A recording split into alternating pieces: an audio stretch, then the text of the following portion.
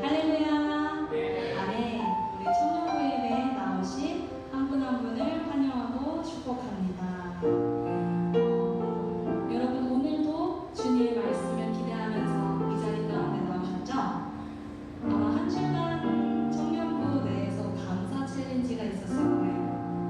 여러분 한 주간 하나님께 감사하는 한 주를 보내셨나요? 이 자리로 온 것도 주님의 인도하심입니다.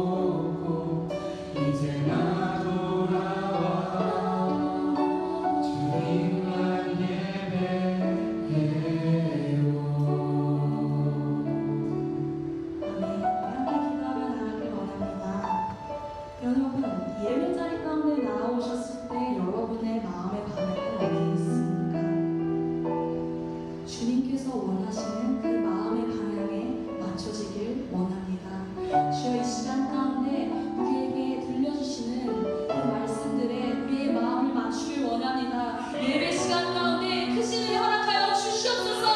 말씀하신 목사님께 성령을 함께하여 주시옵소서. 우리 다 같이 주여 동성으로 부르시고 함께 기도하시겠습니다.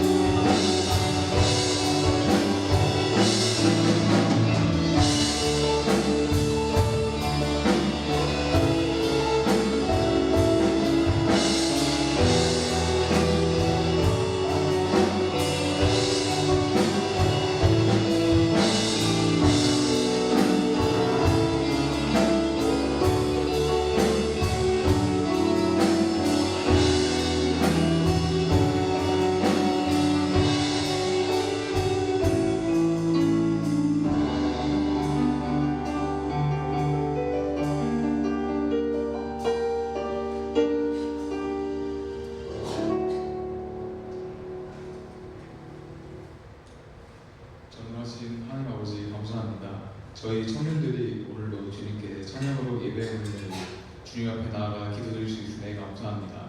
먼저 지난 한 주간 우리가 알게 모르게 지은 잘못이 있다면 이 시간 회개하오니 용서하여 주세요. 이 시간 예배를 통하여 하나님을 더 알게 하시고 말씀에 큰 은혜 받게 해주세요.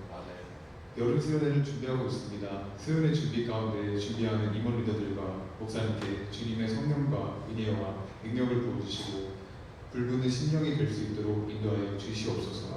또한 올해 임원 리더들과 목사님, 부장님, 부감님 있습니다. 주님이 보시기에 합당한 자로 쓰일 수 있도록 주님께서 함께 하시는 성령 충만한 2025년 되게 도와주세요.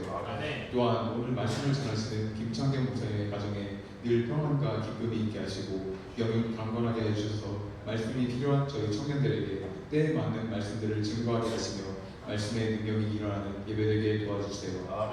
오늘 이 예배를 기뻐 받아주시는 오직 한 분 살아계신 예수님의 이름으로 기도드립니다. 아멘.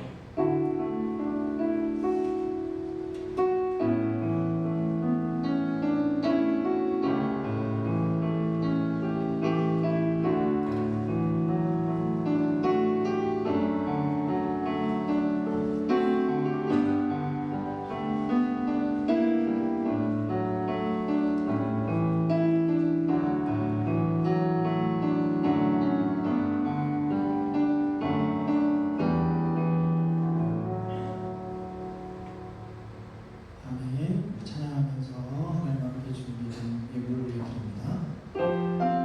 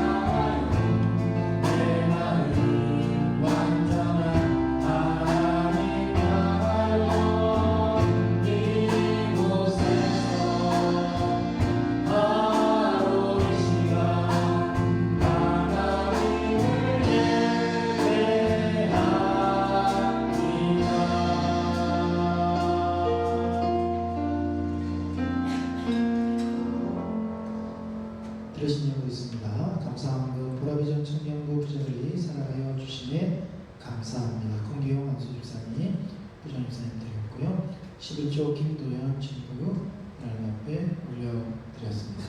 기도하겠습니다. 하나님 감사드립니다. 오늘 청년부 예배로 주 앞에 나온 모든 청년들에게 은혜를 부어 주옵소서. 특별히 주 앞에 예물들의 손길 위에 하늘의 복을 허락하여 주옵소서. 감사드리며 예수님의 이름으로 기도합니다.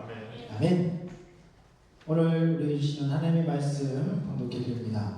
오늘 말씀 로마서입니다. 신약 성경 로마서 12장 9절에서 10절 짧으니까 우리 다 같이 한 목소리로 함께 읽었으면 좋겠습니다. 로마서 12장 9절에서 10절. 제가 부른 성경 신약 성경 256페이지이고요. 로마서 12장 9절에서 10절 말씀까지 찾으셨으면 다 같이 한 목소리로 함께 읽겠습니다. 시작. 사랑에는 거짓이 없나니 악을 미워하고 선에 속하라. 형제를 사랑하여 서로 우애하고 존경하기를 서로 먼저 하며. 아멘. 할렐루야. 토요 청년 예배 나온 친구들 환영하고 축복합니다. 옆에 계신 지체들과 함께 인사를 나눠볼까요? 잘 오셨습니다. 마주 보면서 한 번 더 인사하겠습니다. 크신 은혜 받으십시오. 네, 이 시간에는 두 번째 시간이죠. 겸손의 언어 고맙습니다 라는 제목으로 함께 말씀을 나누게 됩니다. 우리 옆에 있는 분들에게 다시 한 번 더 인사할 때에 감고미사 축하합니다 라고 한번 인사해볼까요? 시작! 감고미사 축하합니다. 이게 뭔 말인지 잘 모르시는 분도 있을 텐데 우리가 이제 5주간 감고미사축이라는 이 앞에 단어를 가지고 함께 말씀을 하게 나누게 될 것이라고 말씀드렸죠. 지난 시간에는 감사합니다. 마음의 문을 여는 열쇠 감사합니다를 함께 나눴습니다. 오늘은 어떤 열쇠, 어떤 언어? 겸손의 언어 고맙습니다. 자, 감사합니다, 고맙습니다, 미안합니다, 사랑합니다, 축복합니다. 이 5가지 단어를 생명의 언어라고 생각하시고 우리 비전들이 청년부 안에 생명의 언어가 넘쳐남으로 회복이 있고 하나님 앞에 쓰임받는 우리 청년들 되기를 주님의 이름으로 축복합니다. 여러분 오늘 두 번째 시간 겸손의 언어 고맙습니다 를 대해서 함께 나눌 텐데 왜 고맙습니다가 겸손의 언어일까요? 고맙습니다 역시 여러분 누군가에게 고마워라는 말을 말해본 적 있나요? 고마워. 저는 아직 누구에게도 고맙다라는 말을 표현해 본 적이 없습니다 하는 친구가 손들 볼래요? 아무도 없죠. 여러분 누군가에게 대상이 누군가가 상관없어요. 분명히 여러분이 고맙다, 고마워요 라고 말해본 적이 있을 겁니다. 근데 여러분이 고맙다라는 말을 들어본 적은 많으시겠죠. 여러분 혹시 아무리 힘들고 지친 날에도 누군가의 그 한마디에 여러분 가슴 따뜻해 본 적이 있으시죠? 아마 다들 그런 경험이 있을 거라 믿습니다. 힘들지만 정말 그 시간 동안 견디기 참 어려웠지만 누군가로부터 나에게 고마워, 정말 고맙다 라는 말을 들었을 때 그 힘든 일이 한순간 훅 날아가는 그런 경험을 해본 친구들도 있을 겁니다. 근데 반대로 어떤 때 정말 마음을 다해서 도와주고 감사의 말을 하나 없이 그냥 내 곁을 그렇게 도와줬는데 떠나버린다면 우리의 마음은 서운함으로 가득 찰 거예요. 내가 이만큼 도와주고 내가 이만큼 섬겨주고 이만큼 헌신했는데 그 한마디를 하지 않고 그냥 가네? 고마워? 이거 그렇게 말하기가 어렵나? 마음에 서운함이 들을 때도 있을 겁니다. 오늘은 그 고맙습니다 라는 이 말이 얼마나 중요한지 또 그 말에 어떻게 우리 공동체를 우리 자신을 변화시킬 수 있는지를 함께 나누고자 합니다. 우리 고맙습니다. 첫 번째 함께 나눌 말씀은 첫 번째 고맙습니다 라는 것은 겸손한 사람만이 할 수 있는 언어 단어입니다. 여러분 로마서 12장 10절 말씀에 뭐라고 기록합니까? 형제를 사랑하여 서로 우애하고 존경하기를 서로 먼저 하라라고 되어 있죠. 자 여기에 형제를 사랑하여 서로 우애하고 우애라는 필로라는 건데 가족끼리 사랑하는 그 사랑을 표현할 때 필로라는 단어를 씁니다. 그래서 형제를 사랑하여 서로 그렇게 혼자 사랑하는 게 아니에요. 서로 사랑하고 존경하기를 이렇게 존경하기를 어떻게 해요? 서로 여기도 또 서로가 일방적인 것이 아니라 서로라고 얘기를 하면서 여기서 이제 중요한 단어 있습니다. 먼저입니다. 먼저. 그러니까 누군가 야 네가 먼저 얘기 안 하면 나도 안 한다 이게 아니라 내가 먼저 표현하는 겁니다. 어떻게 해요? 고맙습니다. 그런데 제가 이 제목을 뭐라고 붙였죠? 겸손한 사람만이 할 수 있는 언어가 고맙습니다 라는 언어라고 했죠. 여러분 누군가에게 진심으로 고마워요, 고맙다 라고 말한다는 건 내가 그 사람의 수고를 인정하고 그로 인해서 내가 도움을 받았다는 걸 받아들이는 태도에서 고맙다 라고 표현이 됩니다. 그래서 이건 겸손 없으면 나올 수 없는 말입니다. 내가 더 낮아지고 내가 더 그 사람에게 대해서 내가 받은 것이 있고 받은 것에 너무나 감사해서 내가 표현할 때 고맙다. 여러분 나아만 장군 혹시 이야기를 다 아시죠? 나아만 장군 이야기 잠깐 해보자면 우리가 이 고마워하는 그 모습에서 나아만 장군의 모습을 발견하는데 아람 왕국의 군대 장관이었던 나아만 열왕기하 5장 전체에 이 내용들이 기록되어져 있는데요. 나아만 장군이 어떤 사람이었냐면 그 나라에서 제일 잘 나가는 장군입니다. 왕이 너무너무 사랑하고 신임하고 맡기는 그런 군대 장군이었어요. 권력도 있고 능력도 있고 왕이 정말 총애하는 사람. 근데 딱 하나 흠이 있다면 그에게 누구한테도 이렇게 보여지기 싫은 병이 있었다는 겁니다. 그게 어떤 거냐면 나병이었죠. 이스라엘 사람들은 나병 그러면 하나님께 저주받은 병이다라고 생각하지만 이방인들은 그렇게 생각하지 않았어요. 그냥 없을 병이다. 그냥 이거는 치료가 안 되는 불치병이다. 이 정도예요. 근데 이스라엘 백성들한테 나병은 야 이거는 하나님께 저주를 받은 병이기 때문에 우리와 함께 있을 수 없어. 너는 저기 다른 데 가서 그 사람들과 함께 병들은 사람들과 함께 살아. 그래서 그 마을에도 들어오지 못하고 만약에 들어오면 돌로 옆에 있는 돌로 쳐서 죽여도 아무도 원하지 않는 그런 병이었어요. 근데 이방인은 그렇지 않았죠. 지금 그가 장군이었고 신임을 정말 많이 받는 왕이 신임 받는 장군이었지만 나병이 있었어요. 그걸 고치고 싶었죠. 근데 그가 가지고 있는 재력, 그가 가지고 있는 모든 걸 다 사용해봐도 그 병이 낫지 않는 겁니다. 정말 불치병이었어요. 자기가 가진 모든 능력과 명예로도 이 병을 해결할 수 없었습니다. 그러다 어느 날 집안에 있었던 이스라엘에서 잡아온 여종이 그 장군에게 이런 얘기를 해요. 우리나라에 가면 하나님을 섬기는 선지자 중에 엘리사 선생님이 있는데 그 선생님한테 가면 고침받을 수 있을 거예요. 왜요? 어렸을 때부터 너무 많이 들었거든요. 이거는 하나님께 주받은 거고 하나님 앞에 받은 거 하나님 앞에 해결하면 이게 나을 수 있다. 그래서 우리나라에 가면 분명히 이걸 고칠 수 있는 엘리야 선지자가 있습니다. 엘리사 선지자가 있습니다. 라고 얘기를 해줘요. 근데 이 이야기를 듣고 나만 장군이 어떻게 하냐면 가요. 그래? 나의 병을 고칠 수 있다고? 내가 가지고 있는 모든 걸 사용해도 안 되는데 이걸 고칠 수 있는 방법이 있다고? 가보자. 왕에게 얘기하죠. 왕에게 찾아가서 왕이요. 내 이스라엘에 가서 고침받고 싶어요. 내 이 병 고치고 오겠습니다. 그랬더니 왕이 금, 은, 보화를 줄 뿐만 아니라 편지까지 적어서 그를 보냅니다. 근데 이스라엘에 왔어요. 왔는데 엘리사가 직접 그를 만나러 나오지를 않는 겁니다.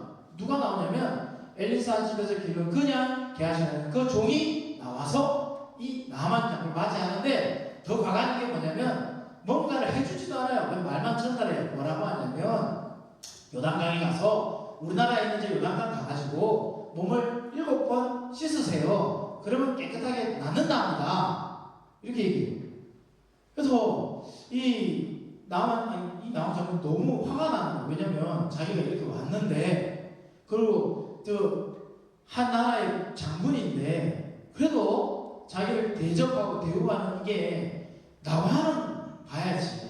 나와서 자기가 직접 얘기를 해줘야지. 어떻게 자기 집에 있는 종이 와가지고 자기를 이렇게 대접하냐. 화가 났습니다. 그래서 야 돌아가자. 우리나라 가면 여기에 있는 이 요단강보다 더 깨끗한 강이 얼마나 많은데 나중에 돌아가란다. 짐을 싸고 돌아서는데 옆에 있는 신하들이 붙잡습니다. 장군님, 정말 엘리사 선지자가 나와서 장군님에게 진짜 힘들고 이걸 낳으려면 이런 일을 해라라고 힘들고 어려운 일을 시켰으면 많이 안 했겠습니까? 했겠죠. 그런데 정말 간단한 거잖아요. 정말 쉬운 거잖아요. 가서 그냥 요단강물에 몸만 씻으면 된대요. 근데 7번. 이거 못하겠습니까? 그랬더니 장군이 그 이야기를 수긍하죠. 그 말에 결국 나아만은요 자신의 자존심을 내려놓습니다. 그리고 요단강으로 갑니다.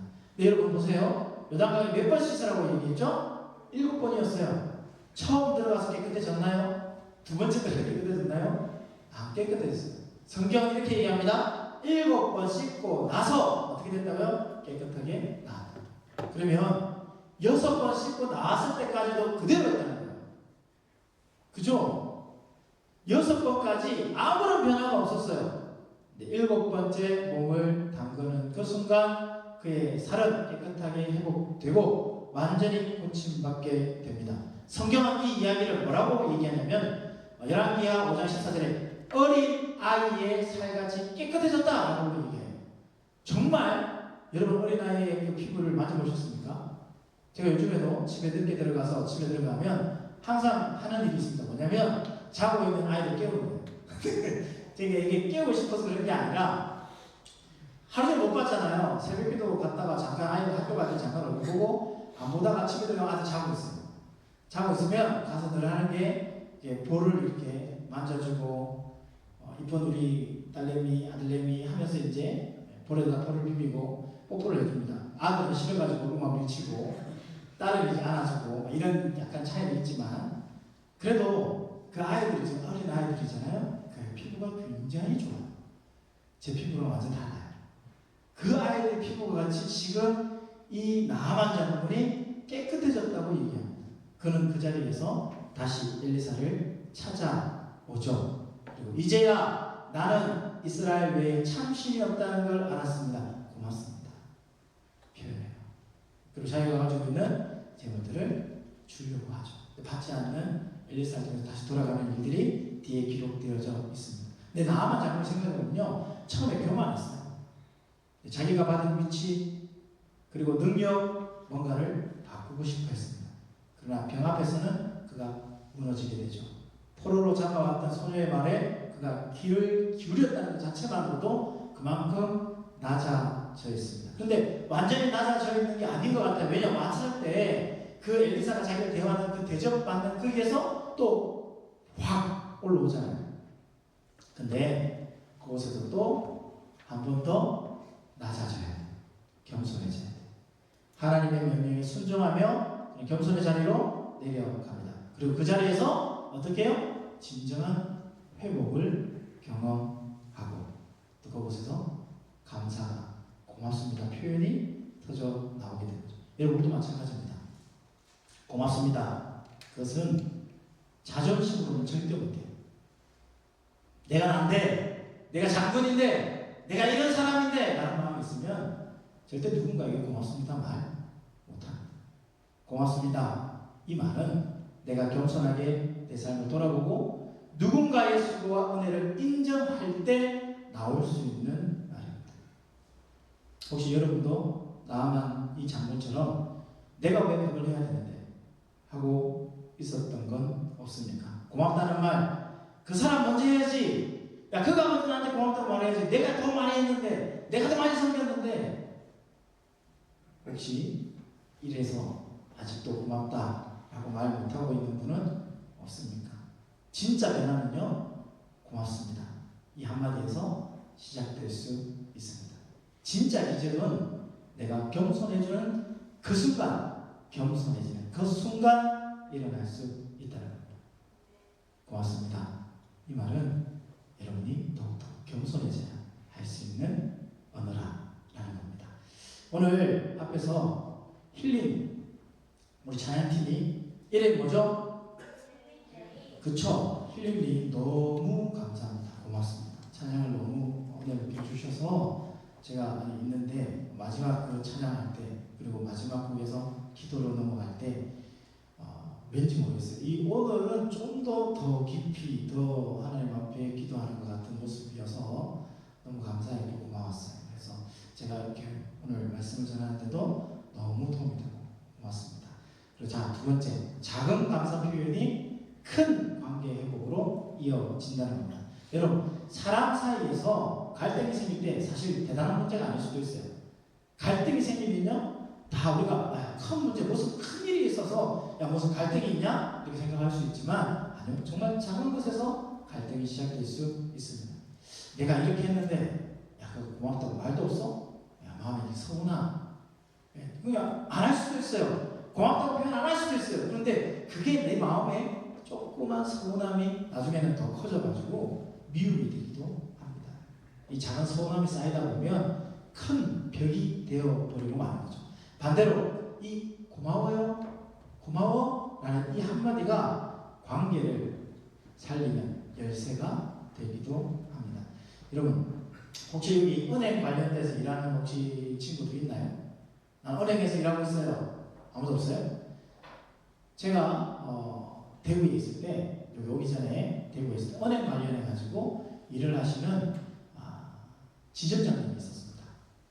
그 지점장님이 한 그 지역의 지점을 대표라고 할 수 있죠. 그 지역의 그 지점에 있었는데 그분이 제가 다니는 교회의 집사님이셨어요. 안수 집사님도 아니셨고 집사님이셨는데 교회에서 항상 우리가 얘기했던 게 뭐냐면 이 강공의사축이에요.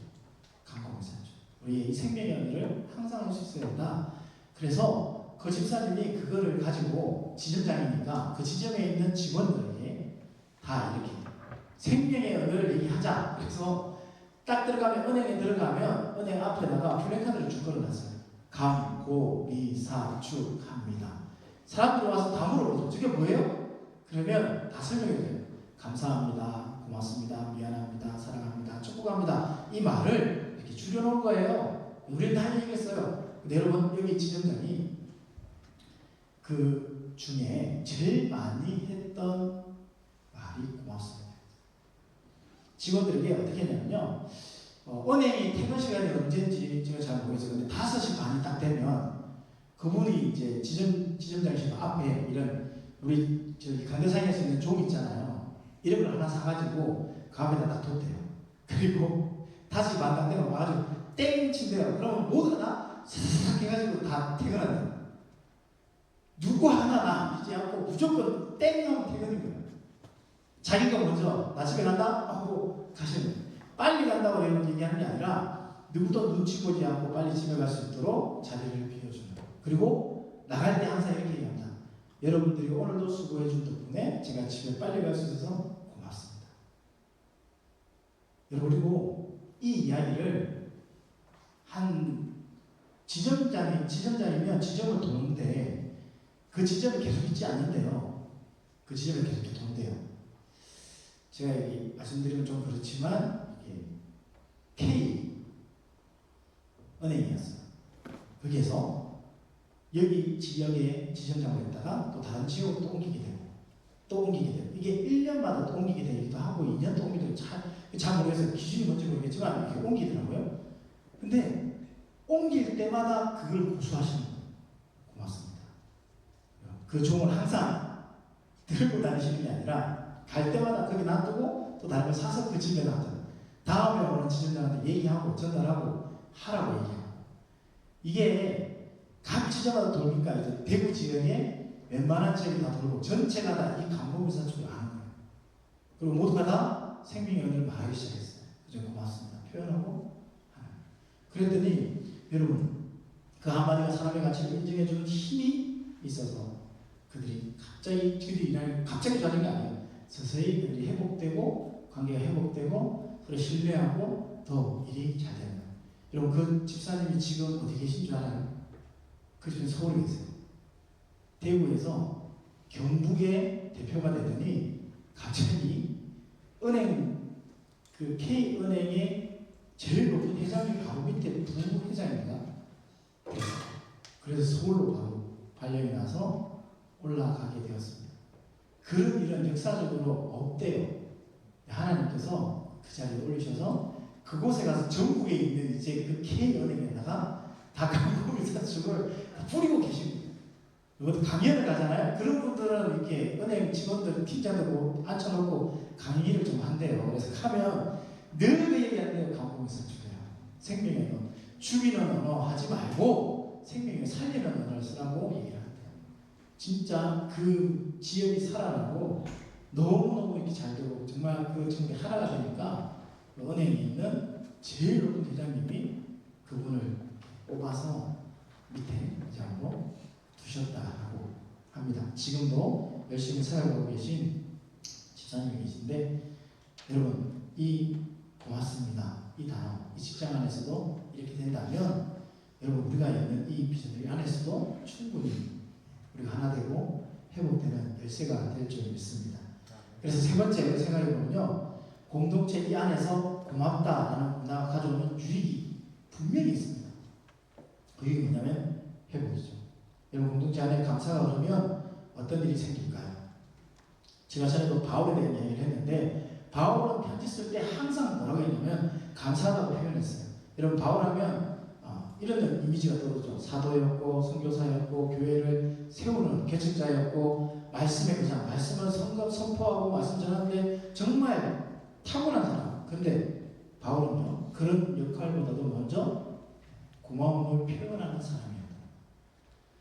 여러분 진짜 바울을 보면 신약 성경의 반 이상을 그에 썼다고 해도 가능해요. 진짜 많은 신약 말씀들을 이렇게 쓰게 되는데 그 편지의 거의 대부분이 뭐라고 시작하냐면 감사로 표현해요.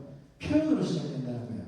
빌립보서 1장 35절에 33장에서 5절 말씀 보면 내가 너희를 생각할 때마다 나의 하나님께 감사하며 너희가 첫날부터 이제까지 복음을 위한 일에 참여하고 있기 때문에 항상 기쁨으로 너희 모두를 위해 기도한다 라고 얘기해요. 여러분 이 빌립보서를 바울이 어디에서 쓰는지 아십니까? 감옥에서 썼죠. 감옥에 있으면서도 정말 그들을 위해서 생각하면 감사가 있고 너무너무 고맙다. 너희가 나와 함께해서 너무 고맙다라고 표현하는 것. 여러분 바울은 지금 감사의 상황이 아니잖아요. 감옥에서 그 춥고 자유도 없고 습기가 가득한 그곳에서 그 안에서 나는 너희를 생각할 때마다 이 고마움에 너무 감사하다라고 얘기하는 것. 여러분 이게 쉬울까요? 네. 여러분 빌립보 성도들을 통해서 하나님의 사랑을 그가 느꼈고 그들을 사랑했고 또 그 사랑에 감사했다는 겁니다. 그래서 오늘 본문의 말씀처럼 서로 사랑하고 먼저 고백하고 먼저 표현하는. 여러분 바울의 감사에 몇 가지 특이한 점이 있는데요. 감옥에서도 매 맞은 뒤에도 쫓겨난 이후에도 늘 감사했습니다. 왜 그럴까? 환경보다 하나님의 목적을 더 크게 봤기 때문이에요.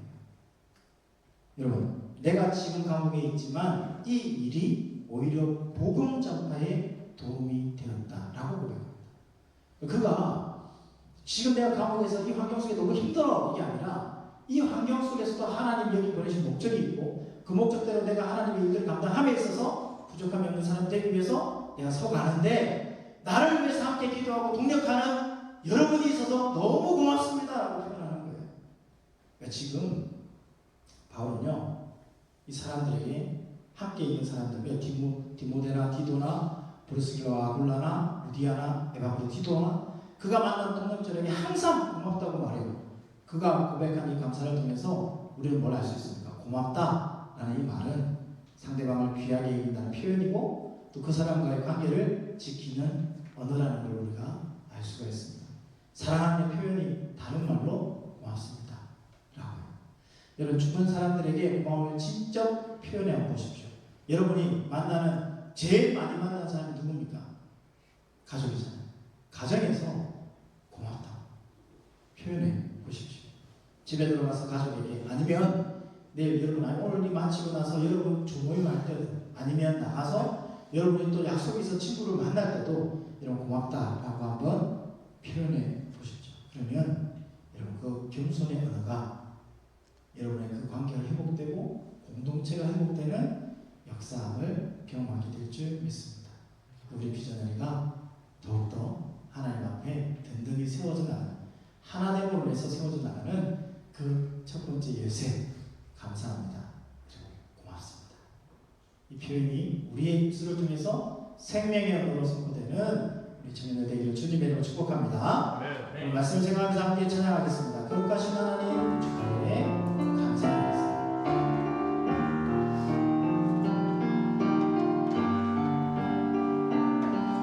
거룩하신